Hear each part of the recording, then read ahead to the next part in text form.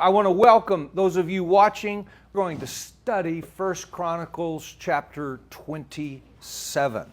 I'll be reading in just a moment from the New American Standard Version, 1995. But for our guests today, and for those of you who are watching because you Googled and found this study on 1 Chronicles 27, let me give a very quick review. How many times do you have to hear something to remember it? 70. This is only lesson number 29. By the way, in 2 weeks we'll be done with 1 Chronicles. We'll see the death of David, and then we'll go right into 2 Chronicles after we take our break for July the 4th. Chronicles was written according to the Jews by Ezra, at least collated by him, and written based on historical records that he studied. Ezra was born in Babylon. His parents had been captives during the Babylonian exile. He was trained to be a scribe.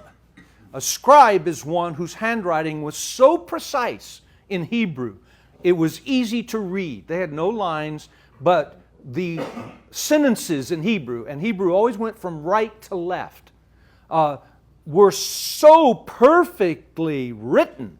The word scribe, of course, comes from the same root word as script. He came to Jerusalem as a young man in 458 BC. He was 22 years old, a scribe, and he was already a teacher. Very similar to Jeremiah, who was called to be a prophet at age 23, Ezra is coming back to Jerusalem teaching the Jews their history. He also collated the book that bears his name, Ezra, and then his good buddy's name, Nehemiah. Matt has pointed out, I've said it before, Matt has said, the Bible says Nehemiah wrote Nehemiah, and I agree with that. Ezra, though, was the official scribe that probably put it together. Now, this is very important for those of you who are new. 1st and 2nd Chronicles looks like it comes like, oh my goodness, right before the middle of the Old Testament. Which book is it in the Hebrew Bible? It's the very last book. It's the last book of what we call the Old Testament. Of course, the Jews don't call it the Old Testament because they don't accept the New Testament. They call it the Scriptures. And of course, in Hebrew, it's called the Tanakh, which is an acrostic for Torah, and then Nephilim, which means the prophets, and then Kephalim, which means the writings. Tanakh. And so the last book of the Tanakh, the Holy Scriptures of the Hebrews, the Jews, even today in a Jewish synagogue, they'll read from the Tanakh, is Chronicles. And why? Because it's a summary of all that happened to the Hebrews during their existence. In fact, Chronicles ends in what you and I would call the intertestamental time period. Here's what that means. Malachi is the last book of your Old Testament. Malachi is a contemporary of Ezra. And so what happens is Malachi's book is about the same period, but Ezra's doing the summary of everything. And then it closes. What happens in those 400 years between Malachi and Matthew? You have the rise of the Pharisees and the rise of the Sadducees that you never read about in the Old Testament. And Bill Blom and I will always tell you, was the Spirit of God in the rebuilt temple? No. When the Spirit of God is not in institutional religion, you either have the rise of legalism. Are you listening to me, SBC? Or the rise of liberalism. Are you listening to me, CBF? See, those are the two, evil's too strong of a word, but the two train wrecks where the Spirit of God is not present. So, Ezra closes what we call the Old Testament. Now, when the Jews were coming back from their Babylonian exile. They came back in waves, It began on Sunday, October the 13th, 539 BC, when the Babylonians were conquered by the first king of a new world empire named what? Persia. What was the name of the king? Cyrus. What is Persia called today? And I told the ladies this studying Jeremiah the other day. Do the Persian people love America? Yes. Do the Iranian people, the Persian people, love the Jews? Yes. Do you know 98% of Americans don't know that? They were dancing in the streets when we went to war. Because they're Islamic overlords. The radical Shia Islamic Muslims, terrorists, who invaded Persia and took them over in the 8th century AD, 800 years after Christ. They have oppressed the Persian people for 1700 years. It's just nuts. And they want them gone. So here's the deal.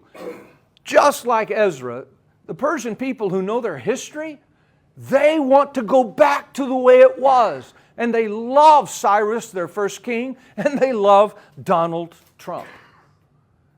This is why Ezra told the history of the Jews to his people as they came back to Judah, to Jerusalem. And Zerubbabel began rebuilding the temple of Solomon that had been destroyed in the summer of 586 BC. As we have seen in our study already, David was a man of war. Because he was a man of war, a man of blood, Yahweh, the name of God, the sound of breath, let everything that hath breath praise the Lord, the last verse of the Psalms. Yahweh told David, you cannot build what? My temple. But you can get ready for it. Prepare for it. Get the silver and gold and get the structure for it, but your son Solomon will build it.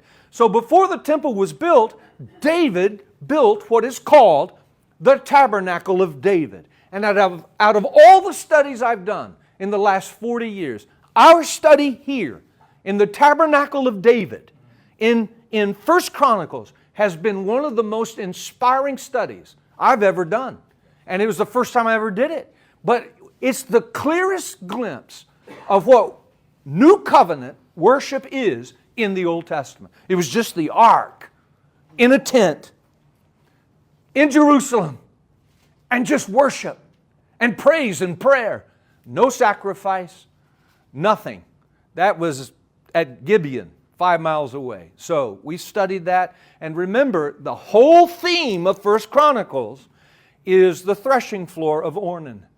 Because, remember, David had counted his troops because he wanted to trust in his army rather than God. And so a pandemic came to the nation. And remember, throughout Hebrew history, throughout the Old Testament, anytime a nation gets proud, Yahweh sends one of 4 things. Either a pandemic, inflation, in the Bible that's famine, sudden death, and war. Sound familiar? Now, why does God do that? They're called the 4 horsemen of the apocalypse. They don't come at the end of the world. They come regularly to humble proud nations. So here's the good news. When a nation is humbled by those things and turns to God, revival occurs. David repented on the threshing floor of Ornan. We've studied all that. And remember, it's on this threshing floor where Abraham had offered his son Isaac. It's on this threshing floor, or at least very nearby, that David had erected the tabernacle. It's on this threshing floor that David offers the sacrifice and the pandemic was turned away. It's on this threshing floor that Solomon built his temple. It's on this threshing floor that Jesus Christ is delivered by Pilate, and the people cry out, crucify him, and your sins are taken away by the Lamb of God who is sacrificed for those who will trust Him. And it's on this threshing floor that Pentecost occurs, where Peter preaches his great message in the book of Acts, and 5,000 people are baptized. You know, it's just incredible. We've seen the preparations for Solomon's temple. It should have been one of the 8 wonders of the world. In today's money, it would have cost $1 trillion. We've talked about all the silver and the gold which had come in. By the way, silver and gold is what is called God's money because He created it. It's been money since Croesus. You know, the old saying, if you wanted to get into Harvard in 1948, you had, in the entrance exam said, what does it mean to be rich as Croesus? Who is Croesus? Where did he come from? Where did he rule? And what does it mean? And you had to answer it. It's just crazy. People, the only way you know that is to study finance. Well, gold and silver are God's money. They come out of the ground at a 7-to-1 ratio. 7 ounces of silver to 1 ounce of gold. They, in the Bible, are at the ratio of 10-to-1. When constitutional finance was established for the United States of America, I believe it's Article 5 of the Constitution and the Monetary Act, you had Alexander Hamilton establish the ratio of silver to gold 15-to-1. What that meant was the dollar, which, by the way, dollar is a measurement of weight of silver. Hamilton said $15 or measurements of silver. They were a coin. You could take them to a bank and get 1 ounce of gold. That's the way it always was in the United States of America. That's constitutional sound money. But during the Vietnam War, Nixon closed the gold window. Why? Because we didn't have enough gold and we didn't have enough silver, and he needed to spend for war. And so what did he do? Oh, he just turned the printing press on and told people, okay, no more silver, no more gold. He told nations, no more gold. The dollar used to be as good as gold because they would tell the nations, we'll keep gold in Fort Knox. And by the way, there's other vaults, but Fort Knox is the one that everyone knows. And we'll keep your gold there, and then you buy our treasuries, and then whenever you want, bring the treasuries back and we'll give you gold. Nixon stopped doing it. So you know what France did? They sent a warship to New York Harbor with soldiers and said, we want our gold now. And they took it out. By the way, that's why I just think it is hilarious where everybody's talking about, let's audit Fort Knox. Let's audit Fort Knox. Then all of a sudden, boom, nobody says, let's audit Fort Knox. Why not? For the last 2 years, the United States of America has been obtaining gold from around the world and are being quiet like this. And I believe with all my heart that a revaluation of gold and silver is coming sooner rather than later. And then the dollar will be retied to constitutional money, to God's money. Now, sorry about that. From your mouth to God's ear. No, exactly. Yeah, and by the way, to me, Tom, this is the only way to get out of the debt that we are in. Right. Totally. Yeah, so we'll see. Scott Besant, my wife, I took my wife to Charleston, South Carolina. Bill, this is funny. And we're walking along East Bay Street. And I, history, I love it. We're going out there where Civil War started and all that. And I'm walking by and I see a house, number 1 East Bay Street. And I'm like, Jerry, oh my goodness, this is beautiful. I mean, of all the places that I would ever think I would love to live, right there in Charleston Harbor, number 1. So I stopped someone and said, is this for sale? They said, no, but the house right next to it is number 3. I said, really? She said, yeah, that's Scott Besant's house. Yeah. Scott Besant, he understands finance. So I think he's going to do it, Tom. All right. Now, what we've seen in David's tabernacle, and then we're going to read, what we've seen is the number of Levites that were worshipers there. And as they worshiped, people's lives were changed. It's called prophesying music. And remember what we said in our study just 2 weeks ago.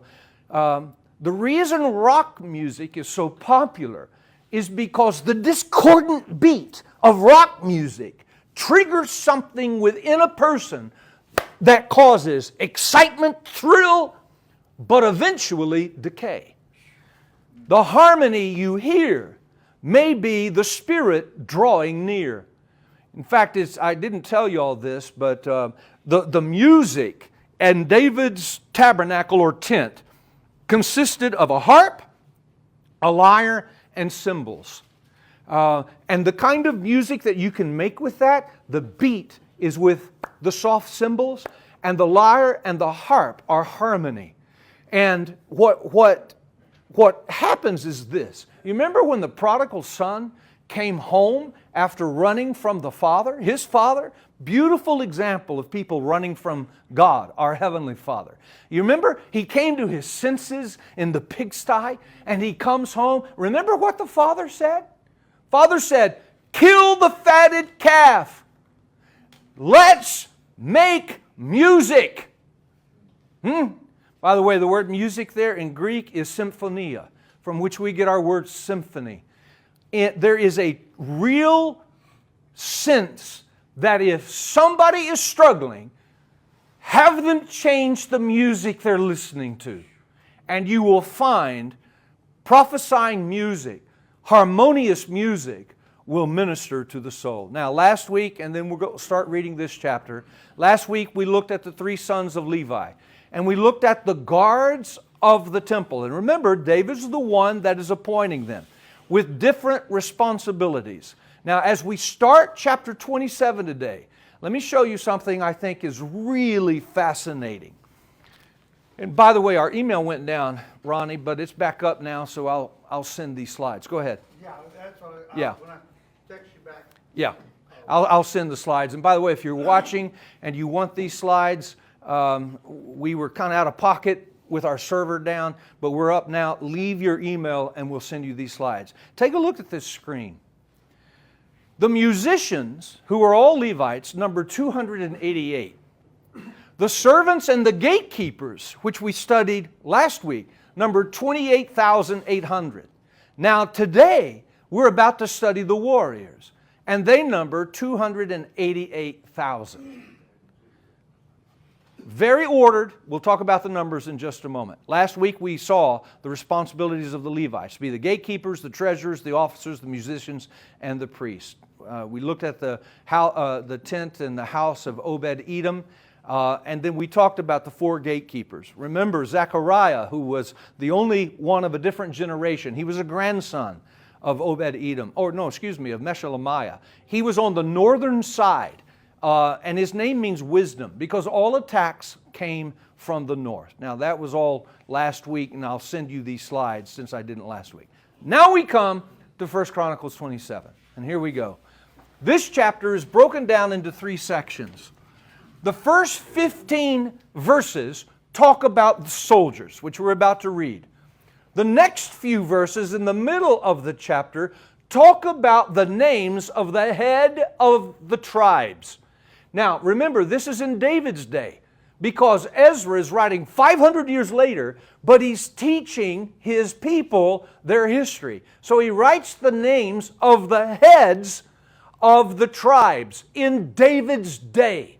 Because remember, the tribes began even 1,000 years before that with Jacob.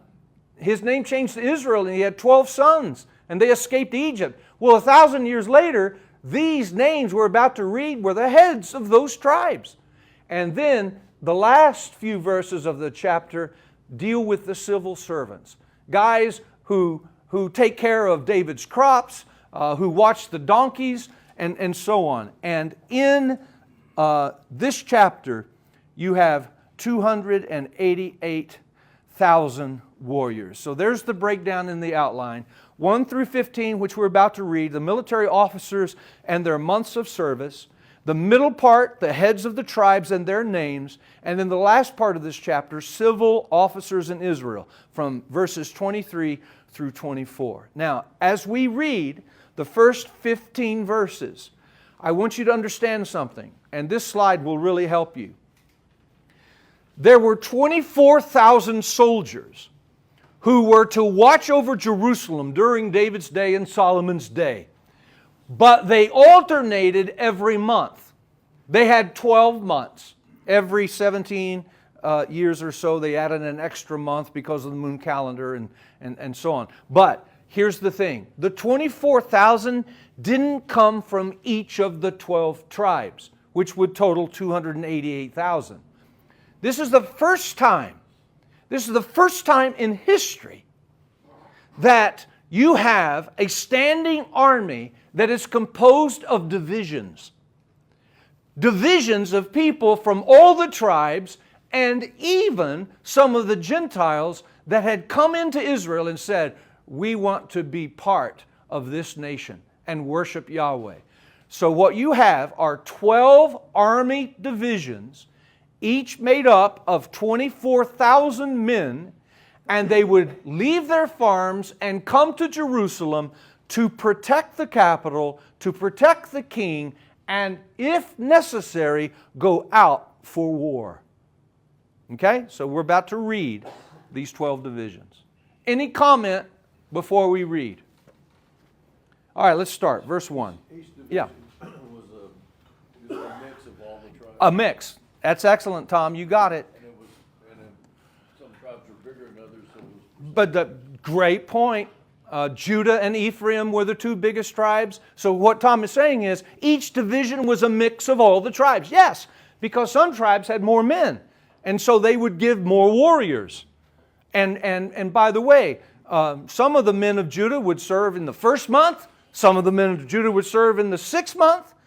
But it was conscribed military service. And you know what's interesting? To this day, Israel does the same thing. They do the same thing. All right, let's start. Oh, wait. Yeah. Did Dan have enough people at that time? No, Because they were small. Yes. Go into Revelation, Yeah. Dan's not mentioned. No. For one of the No, he's not. He's not. And by the way, in the middle section here, Gad's not mentioned. Okay, we'll talk about that when we get there. Now, Dan and Gad were two of the smaller tribes. All right, let's start reading. Verse 1.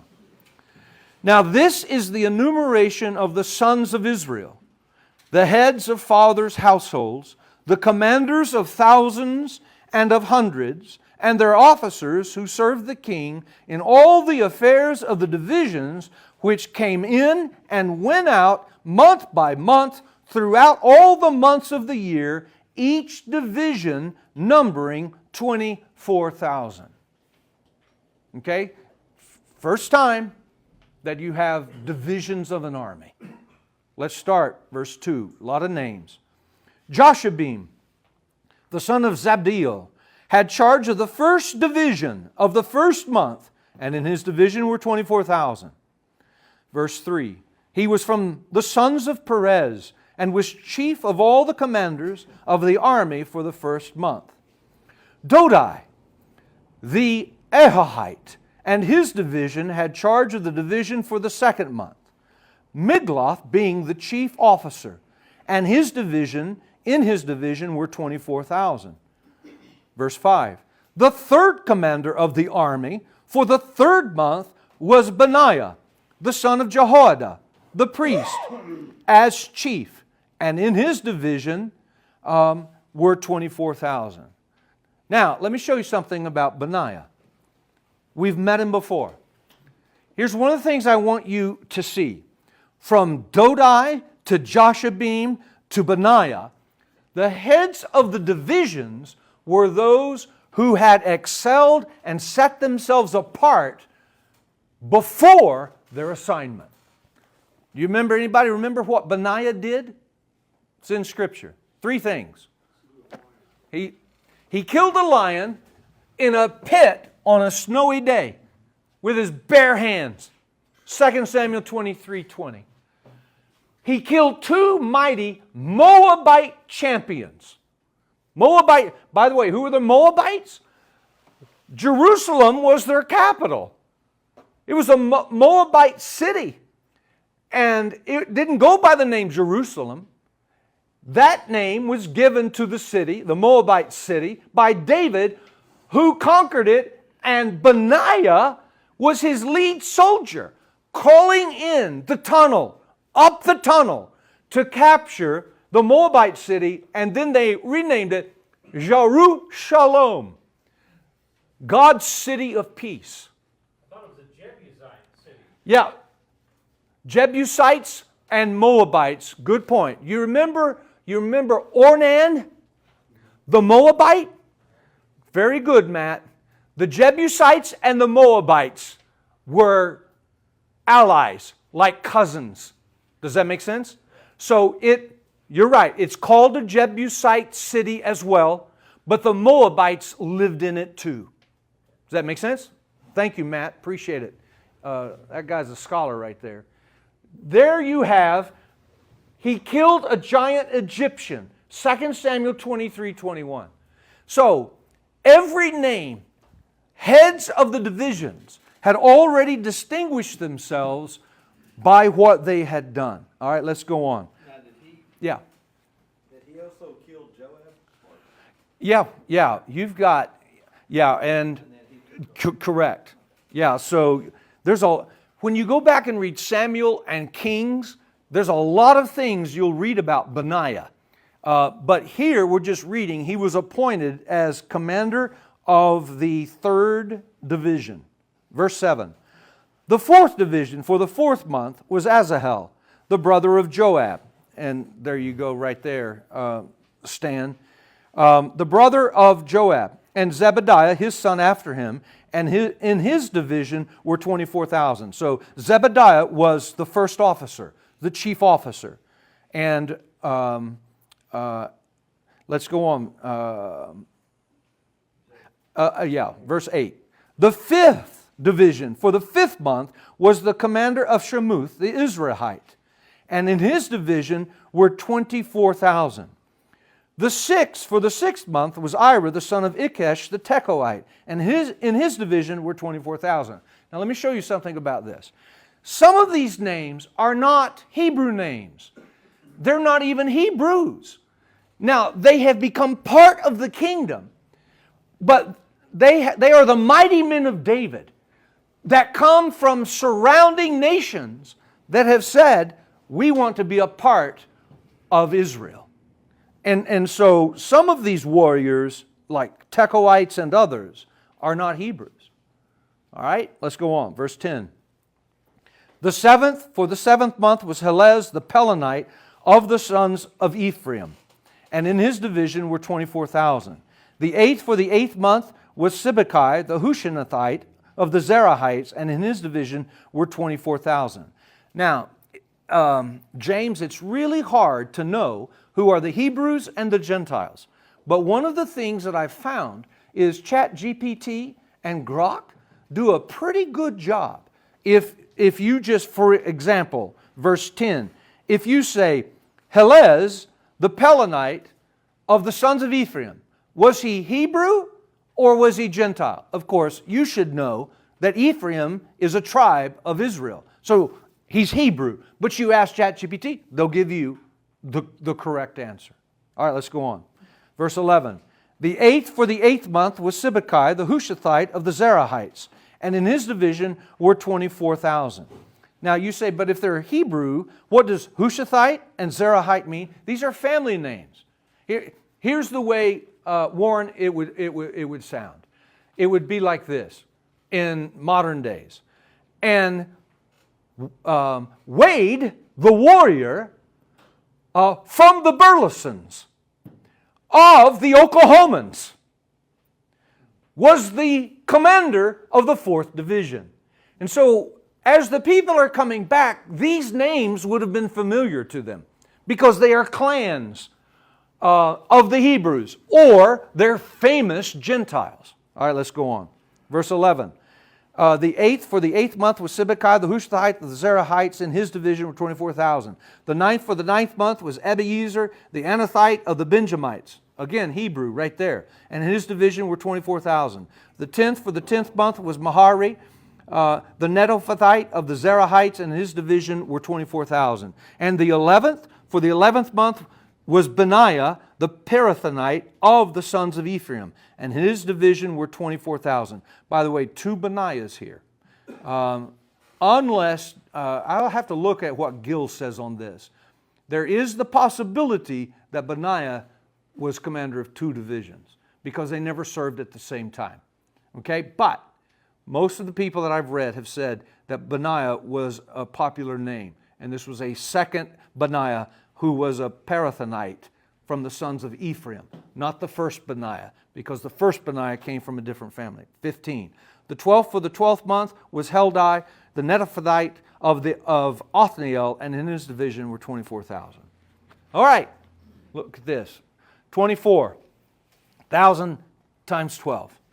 Here's the lesson, and then we'll open it up. We got to finish today because we're going to finish 1 Chronicles. But watch this now. This is amazing.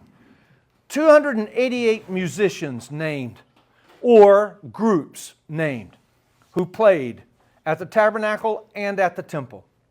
28,000 servants and gatekeepers who also rotated during the course of the year. 288,000 warriors who rotated during the course of the year. What does that say to you? It's the title of our lesson. In my opinion, your faith in Yahweh will require almost 1,000 times more effort to fight the enemy than to worship.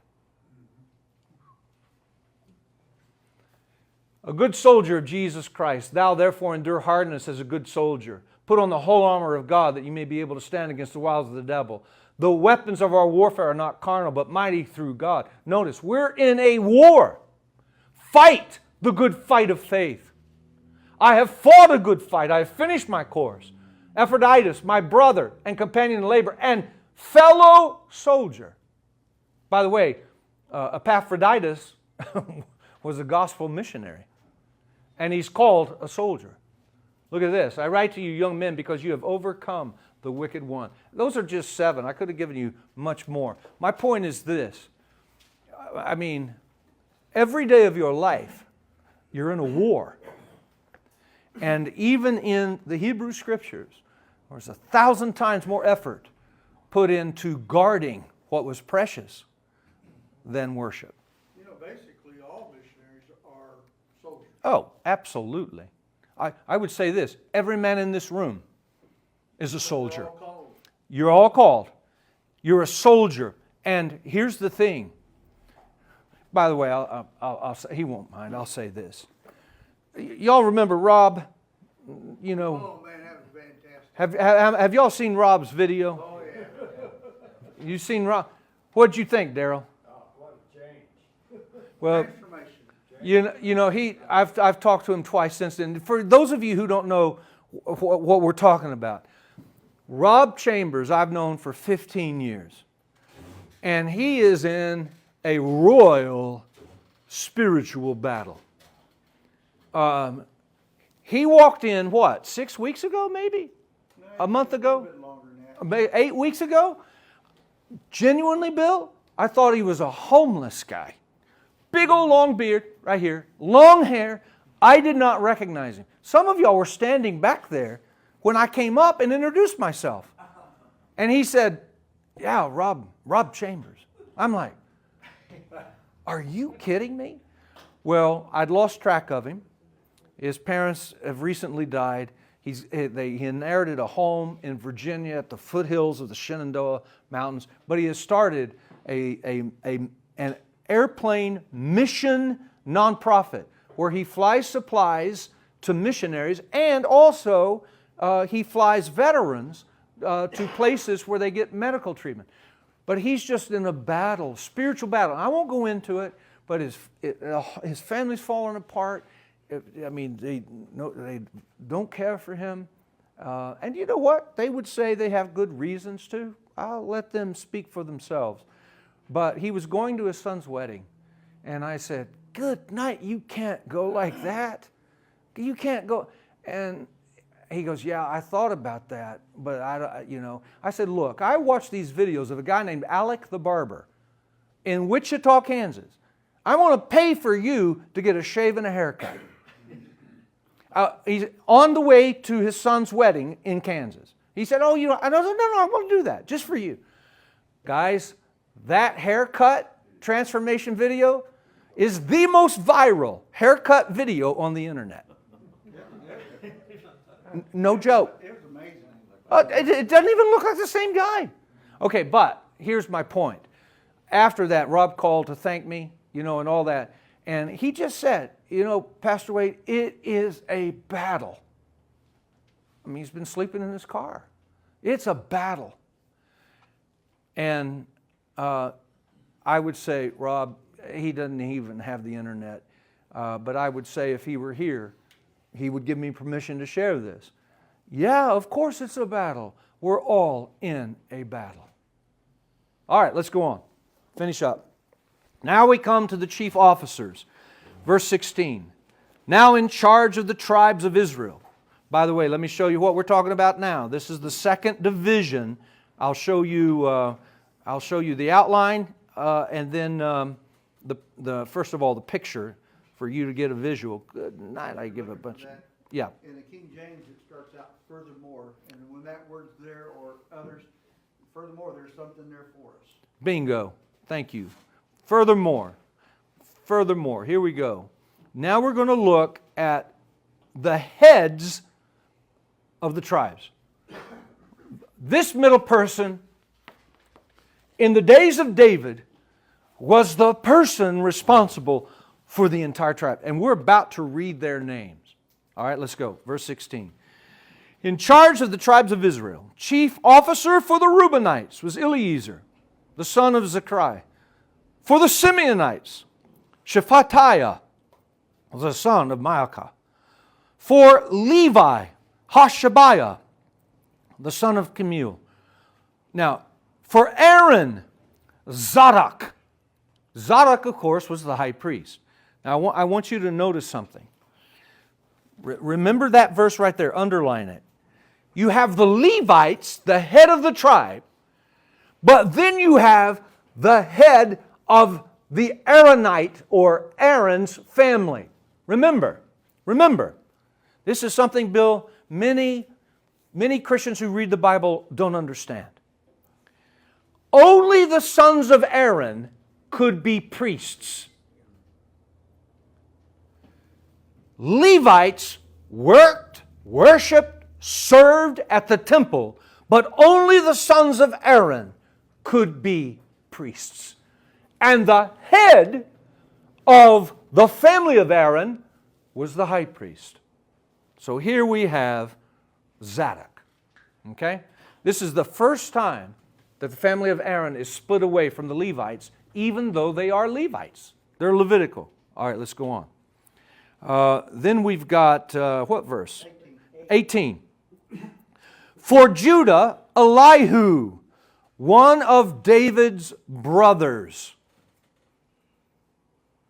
For Issachar, Omri, the son of Michael. By the way, Issachar, we're reading the names of the tribes of Israel. For Zebulun, Ishmaiah, the son of Obadiah. For Naphtali, Jeremoth, the son of Azriel. For the sons of Ephraim, Hoshea, the son of Azaziah. For the half-tribe of Manasseh, Joel, the son of Pedaiah. For the half-tribe of Manasseh in Gilead, Iddo, the son of Zechariah. Now, I don't have a picture, but remember this. The tribe of Manasseh. Manasseh is the son of Joseph, born in Egypt. It was a big tribe, big family. Half of them settled west of the Jordan River. Half of them settled east of the Jordan River. And so here, they're dividing up the tribe of Manasseh into east and west. Which is which? Gilead is going to be west. Okay? Let's go on. For Benjamin, last part of verse 21, Jesiel, the son of Abner. For Dan, tribe of Dan, here you go, Ronnie. Azarel, the son of Jehoram.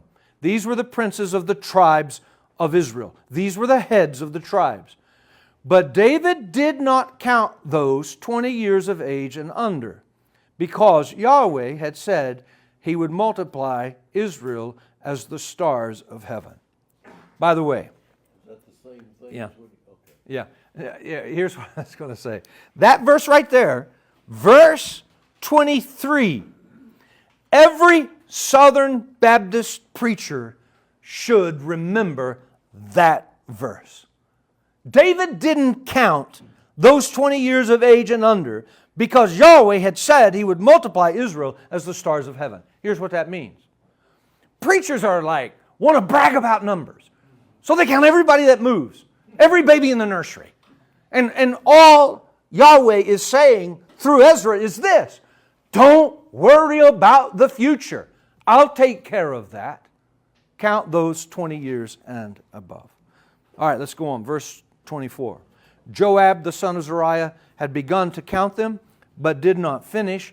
And because of this, wrath came upon Israel, and the number was not included in the account of the Chronicles of King David. Now, this is a verse that I'll need to explain. You may have some questions. First of all, look at that last phrase, the Chronicles of King David. The Chronicles of King David. By the way, that's a book, the Chronicles of King David. We don't have it. All kings kept personal chronicles.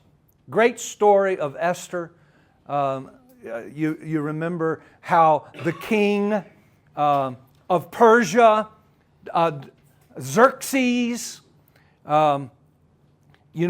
couldn't sleep, and so he asks that his chronicles be brought to him and read. As the servant comes in and opens up the chronicles, the wind blows. And it blows to the page where Yahweh wanted the king of Persia to read something that had happened in the past. His life had been saved by a Jewish man named Mordecai. So here's the deal. The Chronicles of David are a book that we don't have. But notice, why did wrath come upon Israel? Because, Tom, this is what you were saying. It's the same thing that happened at the threshing floor of Ornan when David was going to count the soldiers. Here, what it looks like is happening is there's this sense of arrogance and pride. We're going to count everybody. And Yahweh says, wait a second. Are you trusting in your numbers rather than in me? And so you have here the displeasure of Yahweh coming upon Israel. And I just have to say, by the way, I've been guilty too, and the Lord has had to teach me this. Don't brag in numbers. Just brag in the Lord. All right, let's go on. Yeah, question, Angel. Yeah. Why did they say Israel instead of Abraham? Oh, yeah, of course. Oh, wow, that's a great point. I do know what you mean. No. I kind of understand that. Yeah, no, I understand what you mean. Hey, by the way, Angel, I had never noticed the switch. Here's what Angel is asking. In the book of Genesis 12 and Genesis 15, I think it's mentioned twice, the promise is that Yahweh will multiply the seed of Abraham. And Angel is saying, right here, it's changed to Israel. Great point. And to be candid, I don't know. But I've never noticed that before. I'll go back and take a look. All right, let's finish up. Verse 25. Now Asmaveth, the son of Adiel, by the way, now we're coming to the civil servants, had charge of the king's storehouses.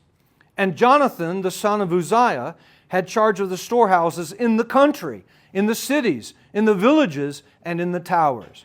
And by the way, right there you should know that the fortified cities around Jerusalem, they too had treasuries. And when Nebuchadnezzar came to conquer Judah, he conquered the fortified cities before he conquered Jerusalem. Ezri, verse 26, the son of Chalub had charge of the agricultural workers who tilled the soil. Shimei, the Ramathite, had charge of the vineyards. Now these would be both olive vineyards, which would be the most prominent, and grape vineyards. And Zabdi, the Shiphomite, had charge of the produce of the vineyards stored in the wine cellars. Verse 28. Behelahan, the Gedorite. By the way, look at his name, Baal-Hanan, the Gedorite. You should know instantly that this is a Gentile because he's carrying the name Baal. Had charge of the olive and sycamore trees in the Shephelah. And Joash had charge in the stores of oil.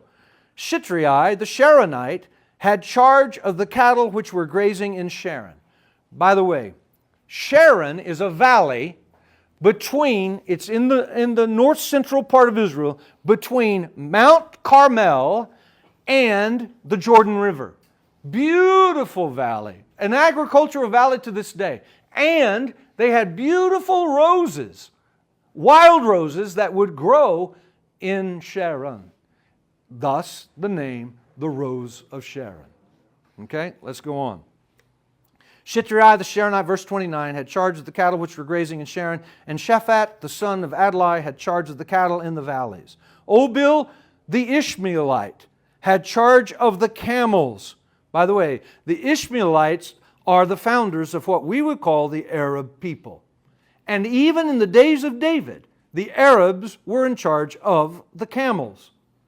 And Jediah, the Meronothite, had charge of the donkeys. Now that's a great Bible trivia question. Who's the name of the man who was in charge of the donkeys in David's day? Jediah. Jaziz, the Hagrite, had charge of the flocks. All these were overseers, civil servants of the property which belonged to King David.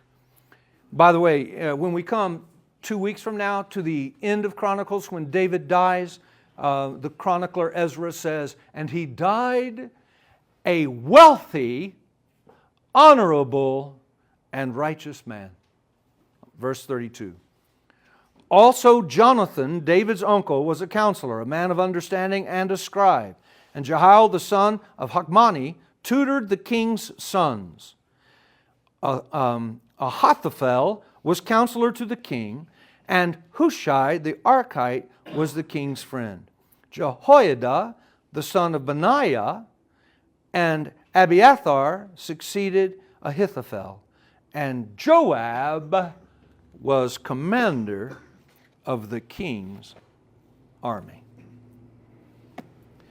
All right, next week we'll look at an address for the temple, but we've got about 3 or 4 quick minutes before we close. Anybody have a comment, question, thought? Open it up.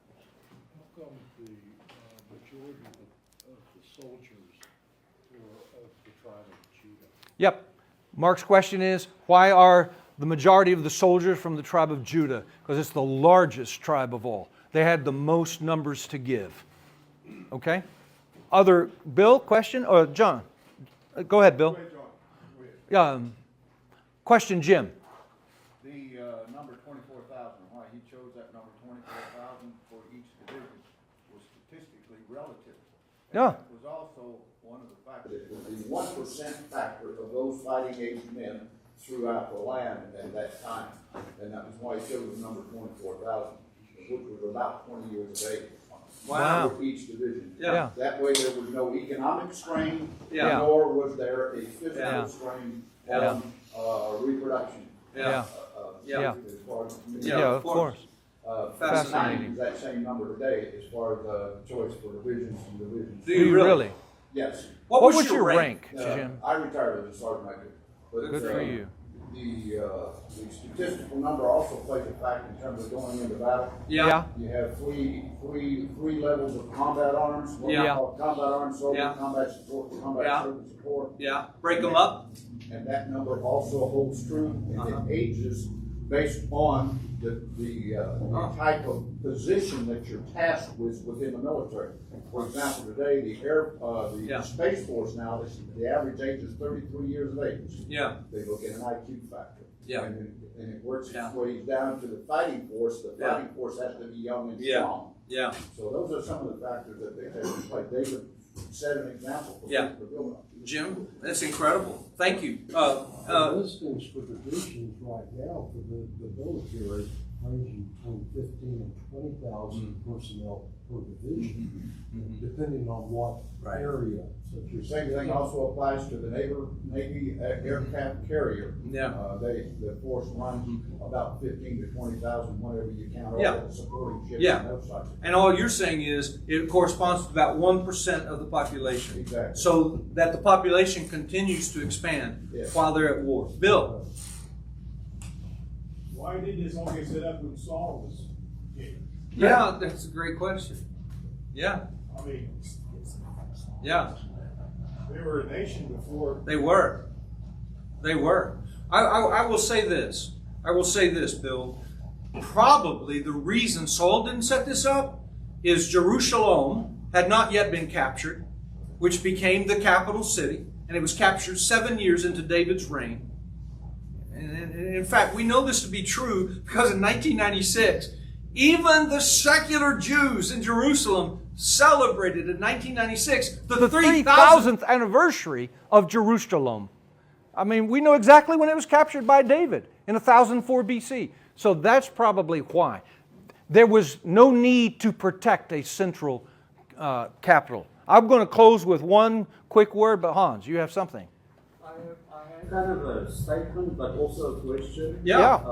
In the sense, I was elated by you mentioning the fact that ratio of protection, and we have to understand the battle is for the mind, Yeah, absolutely. but somehow there's a connection between the heart and the mind. Yes. So when you win the mind, Yes. you Yes. lose the heart, right? Yes. Yes. So it's kind of one of the things we have to look at. By the way, the The number number 288. 288. We did this 2 weeks ago. Mind, heart, mouth. That is the symbol of that number in Hebrew. And so you're exactly right. By the way, really interesting. Tony Robbins, I just read it this morning. Y'all know who Tony Robbins is, right?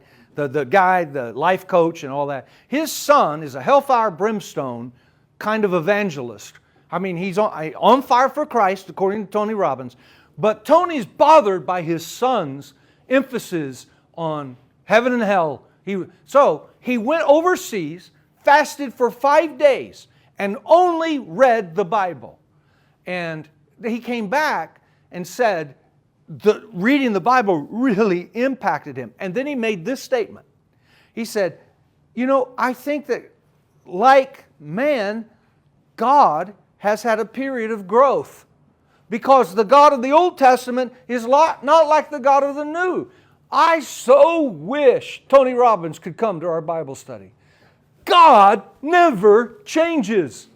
But what He does is where Israel failed, the true Israel succeeded. The true Israel is Jesus Christ. So if you put your trust in the true Israel, all the blessings of Yahweh promised to perfect obedience to the nation of Israel are now yours, sure and certain, in Jesus Christ. That's the difference between the Old Covenant and the New. Closing remarks. You mentioned it, Jim, and I thought about this. I like this little tidbit. Are you anybody else besides me watching SpaceX and the IPO? You watching it? Okay. All right. Guys, watch it. Let me give you a little bit of a hint. It's not investment advice. It is SpaceX, SPCX is the symbol. Richest IPO in the history of Wall Street. Made Elon Musk the first trillionaire in the world. Now, 2 trillion. yeah, correct. 2 times trillion. But here's the deal. I wouldn't be too cocky or proud because in Zimbabwe, every citizen was a trillionaire when their currency went to zero. You'd buy Coke for $1 trillion. See, it doesn't mean to be a trillionaire with paper money is nothing. Okay, but here's the thing. From an investment standpoint, do you know how much money SpaceX will make this year and next? Not only zero, it'll be negative.